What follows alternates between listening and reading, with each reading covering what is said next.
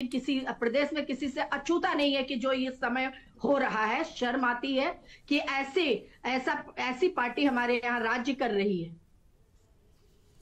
चलिए ठीक है, लौटते हैं आपके पास में। और मेहमान हमारे साथ में जुड़े हुए हैं शांति प्रसाद भट्ट जी हैं, केंद्रीय उपाध्यक्ष उत्तराखंड क्रांति दल की ओर से। सर, क्या कहना चाहेंगे? क्या वाकई एआई आधारित वीडियो पर इतनी राजनीति होनी चाहिए थी?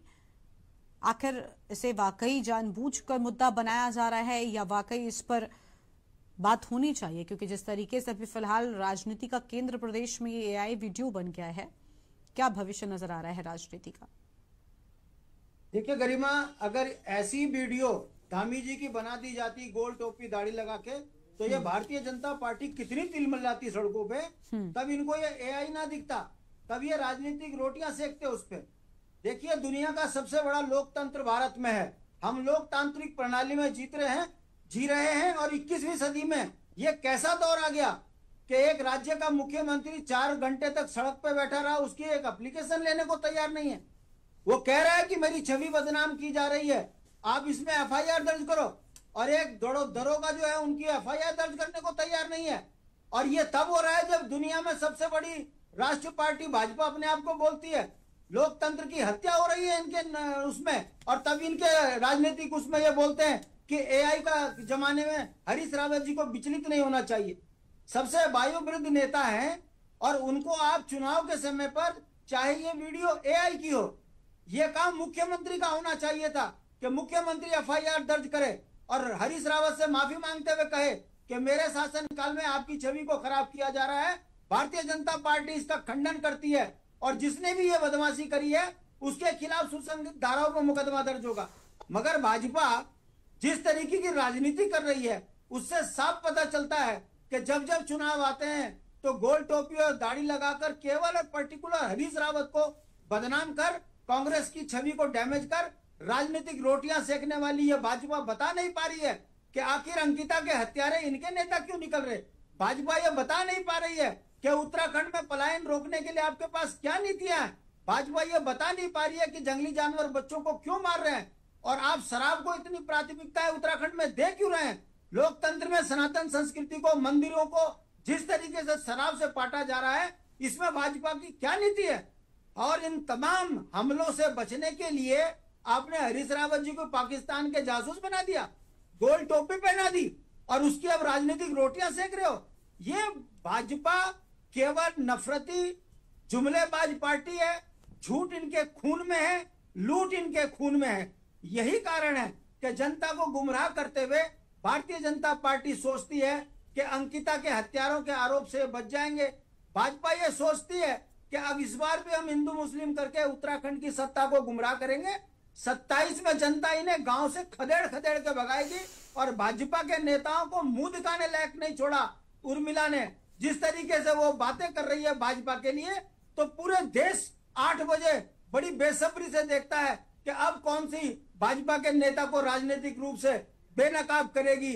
वो महिला जो एक दलित परिवार से है, वो महिला जो शोषित है, वो महिला जिसे न्याय मिलना चाहिए था उत्तराखंड में, धामी सरकार उसे बदनाम करने में लगी है। असली चेहरा भाजपा का ये है। वो तो शुक्र है कि वो महिला भी भाजपा की है और कांड करने वाले भी भाजपा के हैं, होटल भी भाजपा का है, इसलिए भाजपा कोई बोल नहीं पा रही है और बड़ी बेशर्माई से विपक्ष पर आरोप लगाकर बचने का प्रयास कर रही है।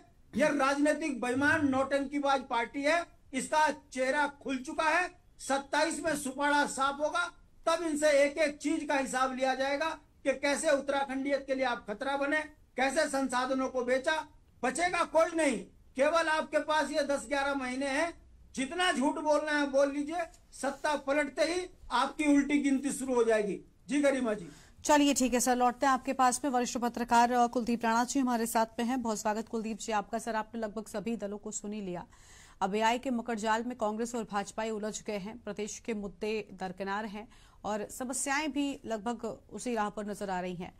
क्या वाकई इस एआई वीडियो को, वैसे शांति प्रसाद जी की एक बात से तो मैं बिल्कुल सहमत हूं कि अगर यही वीडियो धामी जी का बनाया गया होता तो क्रिएट करने वाला अब तक सलाखों के पीछे होता। तो फिर कमलेश जी ये कैसे कह सकती हैं कि हरीश रावत को इतना रिएक्ट नहीं करना चाहिए था?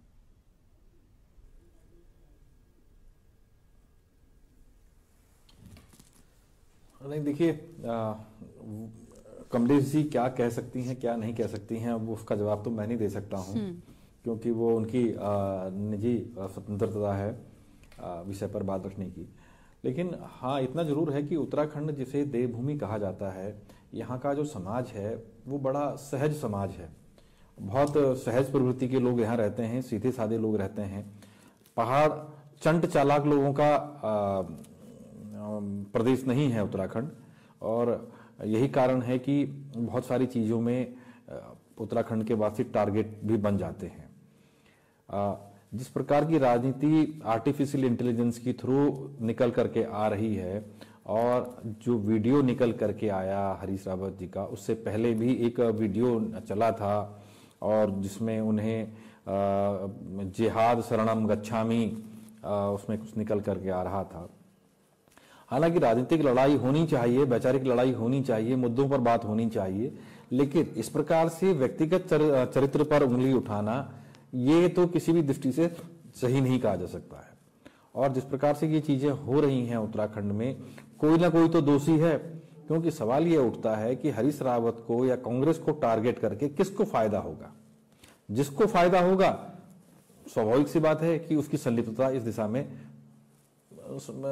समझ में आती है, ठीक है। और किसको नुकसान होगा ये तो समझा जा सकता है, लेकिन जांच में डिले होना, 4-4 घंटे तक एफआईआर दर्ज ना होना, और वो भी एक उस पुलिस के द्वारा जिसने कभी उन्हीं हरीश रावत को गार्ड ऑफ ऑनर भी दिया था, जिसने कभी उसी हरीश रावत को 15 के हाथों 15 अगस्त और 26 जनवरी को अवार्ड भी लिए हों, ठीक है। हरीश रावत कोई कॉमन मैन नहीं है, वो एक पूर्व मुख्यमंत्री हैं, और पूर्व मुख्यमंत्री होने के नाते उनके कुछ संवैधानिक अधिकार भी हैं, ठीक है, जिनका पालन होना चाहिए था। लेकिन उत्तराखंड पुलिस ने की जो ये हरकत है, ये पेशेवर नहीं कहा जा सकता इसको। और वैसे भी उत्तराखंड पुलिस अब पेशेवर कम रह गई है, ये पॉलिटिकल ज्यादा हो गई है, ये दिखने लगा है। और ऐसा अब समाज के हर तबके से ये बात निकल करके आ रही है, जो बात मैंने कही कि अब उत्तराखंड की पुलिस पेशेवर पुलिस नहीं रही, वो पॉलिटिकल पुलिस ज्यादा हो गई है। समाज में तमाम जगह ये बातें निकल करके आ रही हैं। तीसरी चीज ये है कि इस वीडियो के माध्यम से जो चीजें हुई, क्योंकि देखिए आपके पास आप मुद्दों पर बात नहीं हो रही है राजनीति में, व्यक्तिगत चाल चलन चरित्र को उछाला जा रहा है। अभी हमने एआई वीडियो के माध्यम से हरीश रावत जी टारगेट हुए, वो तो देखा था। अभी एक दूसरा और प्रकरण चल रहा है जिसमें आजकल वो सोशल मीडिया पे काफी एक्टिव हो रखा है, जिसमें अंकिता भंडारी हत्या का प्रकरण में कई और नाम उभर करके आ रहे हैं, और कई चैनलों को नोटिस वगैरह भी मिला है भारतीय जनता पार्टी के नेताओं के द्वारा, ठीक। तो ये जो चीजें हो रही हैं उत्तराखंड में, जो मूल विषय है उत्तराखंड का, रोजगार, विद्यालय, चिकित्सा शिक्षा, स्वास्थ्य, कृषि, उन व्यवस्थाओं को लेकर के यहां बात नहीं हो रही है, ठीक।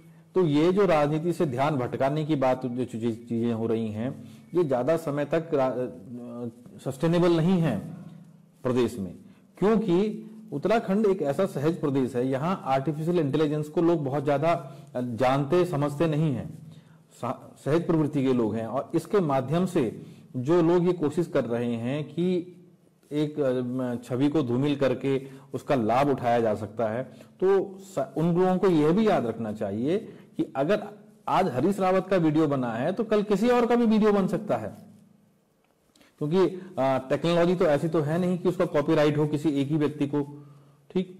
तो आज अगर ऐसा, और ऐसा भी नहीं है कि कांग्रेस पार्टी में लोग ना हो, तो इससे जो ये चीजें छिड़ेंगी, ये जो वॉर, टेक्निकल वॉर छिड़ेगा, और जो चीजें निकल करके आएंगी, क्योंकि आप एआई वीडियो के माध्यम से जो वीडियो बनते हैं उसको आर्टिफिशियल इंटेलिजेंस में, उसमें आप चेहरे से लेकर के आवाज तक को आप ये नहीं कह सकते कि भैया ये बड़ा मुश्किल हो जाता है पहचानना कि ये हकीकत है या क्रिएटेड है, ठीक है। और ऐसे में जब वो सीमांत क्षेत्रों में इस प्रदेश के पहुंचेगा तो उसके क्या इंपैक्ट निकल करके आएंगे, ये उन तमाम राजनीतिक दलों को सोचना चाहिए जो आज इस वीडियो को लेकर के अपनी रोटियां सेक रहे हैं।